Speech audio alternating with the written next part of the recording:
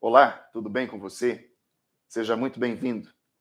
O tema da nossa palestra para essa CIPAT do Hospital Poços de Caldas, tema escolhido para essa nossa palestra, é comunicação no ambiente de trabalho. Como você sabe, meu nome é Simon Hill, sou especialista em comunicação interpessoal, me formei em filosofia, depois fiz um MBA em gestão de finanças e estratégias de vendas, sou autor de alguns livros, mas escolhi a comunicação como minha paixão. Há alguns anos, se eu não estou enganado, no ano de 2017, eu estive aí no Hospital Poços de Caldas, um programa de consultoria de 4 meses. Então, pode ser que muitos de vocês, que vão assistir essa palestra, estão aí na empresa desde aquela época. E, para mim, vai ser uma satisfação muito grande poder compartilhar um pouquinho desse conhecimento que vai se atualizando, de tempos em tempos, agora aqui com vocês. Por que nós escolhemos esse tema, comunicação no ambiente de trabalho, para minha participação nessa CIPAT de 2021? Por um motivo muito simples. Todo processo de mudança, e vocês mais do que ninguém sabem o que é, passar por um processo de mudança, todo processo de mudança traz para nós 3 coisas principais. Primeira delas, muita informação nova. Praticamente todos os dias tem alguma novidade chegando aí, alguma orientação, alguma instrução específica, alguma medida que precisa ser tomada para resolver um determinado problema. O acúmulo de informação gera em nós uma coisa chamada ansiedade e estresse. Cada dia uma coisa nova. Uma segunda característica de processos de mudança são as mudanças que ocorrem nos padrões, nos processos, nos sistemas. Até ontem era feito dessa forma, agora muda-se o padrão. Isso também gera em nós preocupação. Será que eu estou fazendo a coisa certa? Uma terceira coisa que acontece muito em processos de mudança é que, se antes havia uma figura constituída de autoridade, um cargo acima para quem eu tinha que responder, pode ser que num processo de mudança, agora você responde para a pessoa que até ontem era seu ajudante. Isso também gera estresse, ansiedade, preocupação. Num estado de estresse, ansiedade e preocupação, como fica a qualidade da nossa comunicação? Você já entendeu, né? Geração de conflitos, dificuldade de se posicionar perante os outros, dificuldade de ter acesso às informações de qualidade, de fazer mudanças, adaptações rápidas. Tudo isso é um problema que prejudica a qualidade da nossa comunicação e, obviamente, o usuário final lá na ponta, o nosso paciente, a pessoa que precisa do nosso apoio, do nosso suporte no momento delicado da vida dela, acaba sendo prejudicado. Então, olha que interessante. Processos de mudança trazem acúmulo de informações novas, isso é extremamente estressante, trazem mudanças nos processos, traz também mudanças nas pessoas. O mais interessante é que isso impacta diretamente a maneira como nós nos comunicamos, com a gente mesmo, com os nossos colegas e com o usuário final do nosso produto, do nosso serviço. Então, falar de comunicação numa CIPAT, como é o caso, que a gente vai falar aqui hoje, pode ser talvez um grande salvaguarda para a sua saúde emocional, para a sua saúde mental, para ajudar você a se posicionar do jeito certo nesse período de mudança. Então, apesar de nós termos aí 10 minutos para a gente falar sobre isso, eu gostaria que você prestasse bastante atenção a isso.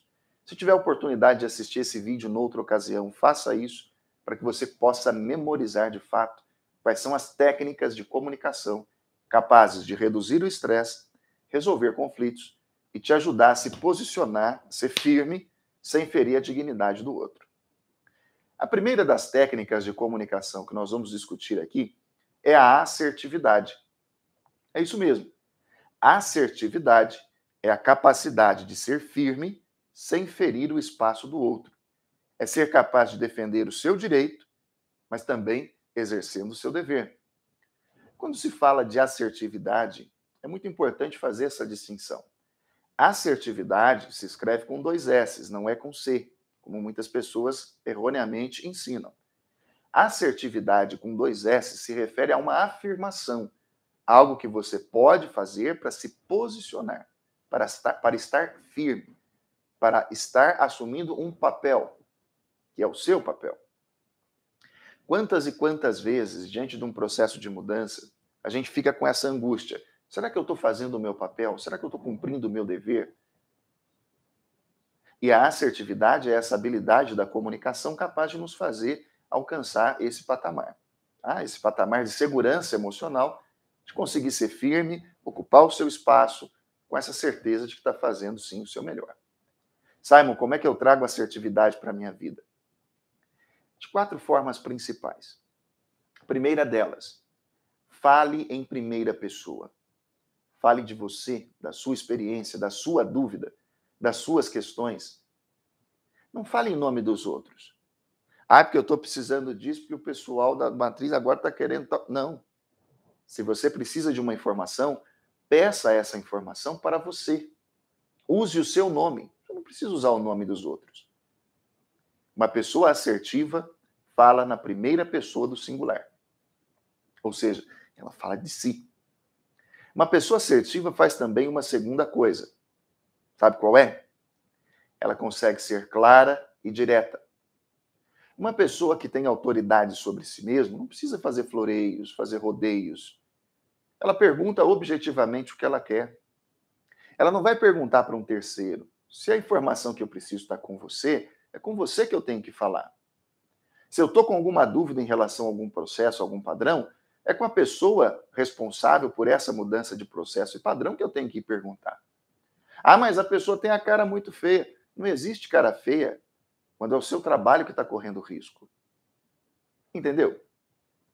Além de falar na primeira pessoa do singular, uma pessoa firme, uma pessoa assertiva, consegue ser clara e direta. E é muito importante lembrar também essa terceira habilidade, essa terceira tarefa de uma pessoa assertiva. Sabe qual é? Ser respeitoso, respeitosa com todos. Simon, dá um exemplo. Claro. É resgatar aquelas 4 palavrinhas especiais que a gente aprendeu na infância. Obrigado, por favor, com licença, me desculpe. Quando você coloca esses elementos de gentileza na sua conversa diária, você percebe que a coisa melhora. O relacionamento melhora. A pessoa passa a ver em você uma firmeza moral. E isso muda o jogo. O respeito à boa educação.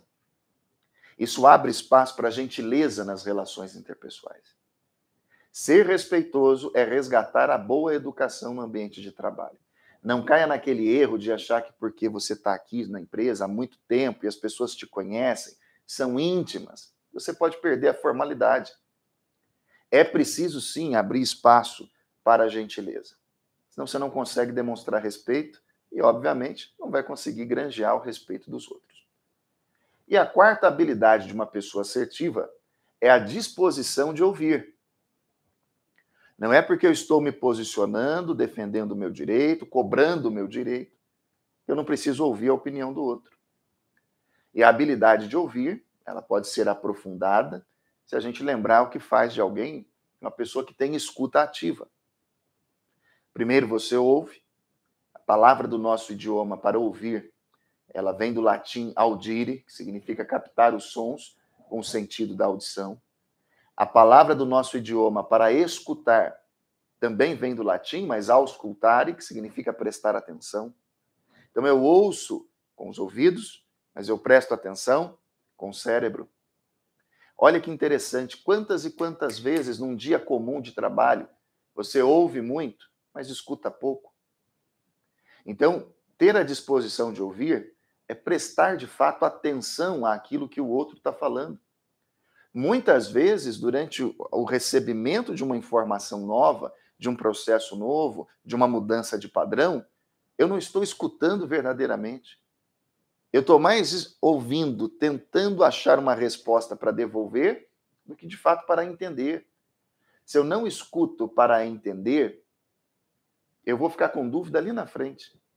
No final do corredor, eu já estou com dúvida em relação àquele processo.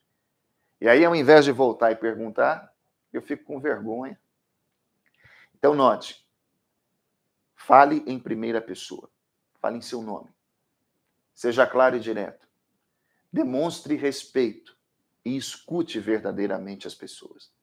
Isso já vai fazer você dar um passo de gigante na direção da assertividade. Uma segunda habilidade de comunicação que nós vamos discutir hoje tem que ver com a capacidade de resolver conflitos.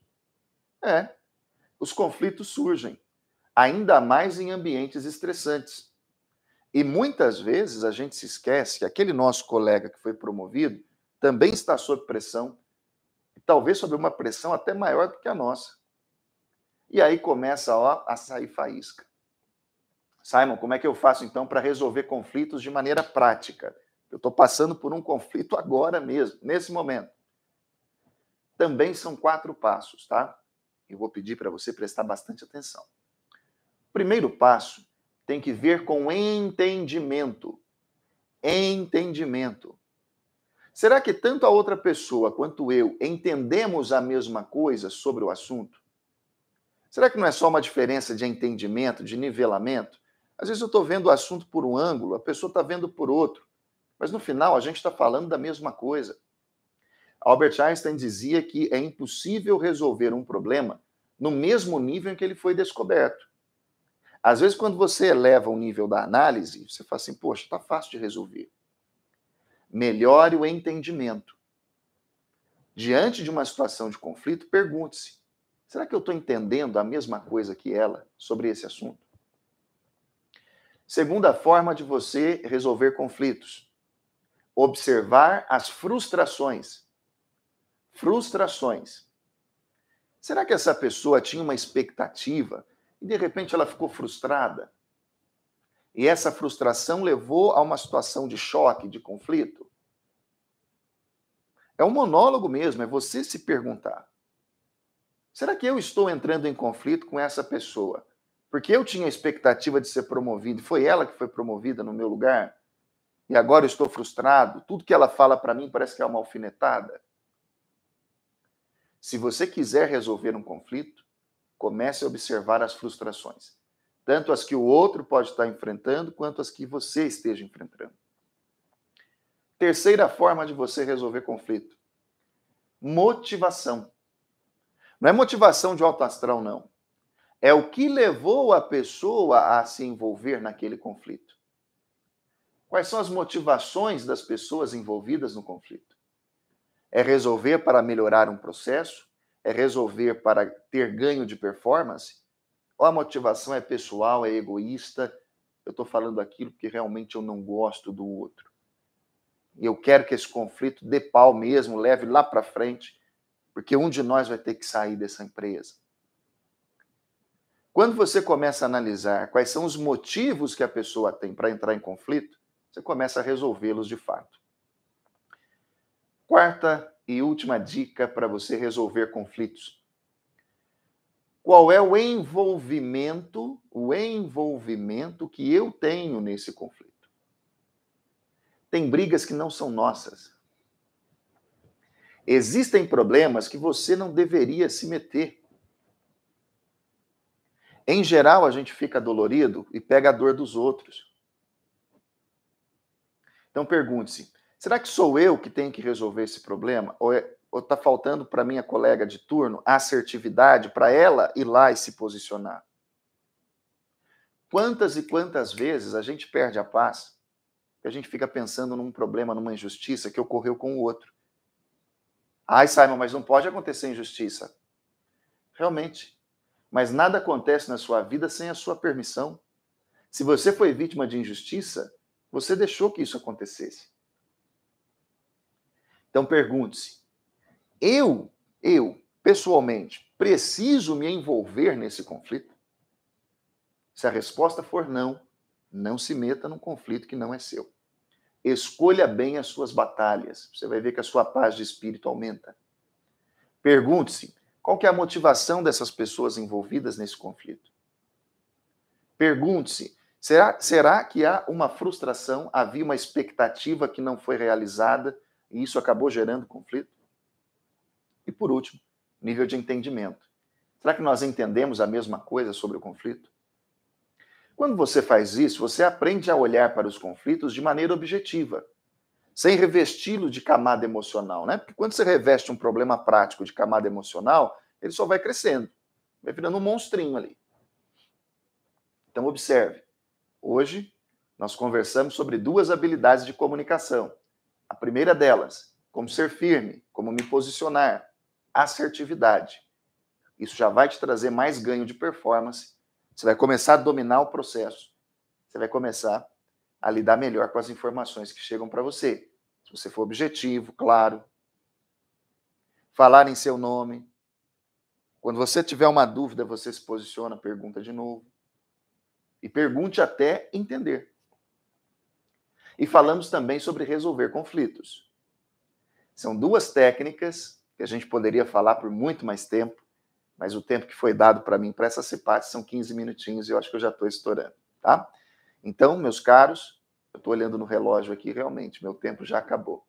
Mas eu desejo de coração que o sol ilumine o seu caminho, que o vento toque suavemente seu rosto e até que a gente possa estar pessoalmente juntos, que Deus o proteja na palma de suas mãos. Muito obrigado, forte abraço, melhore sua comunicação. Tchau!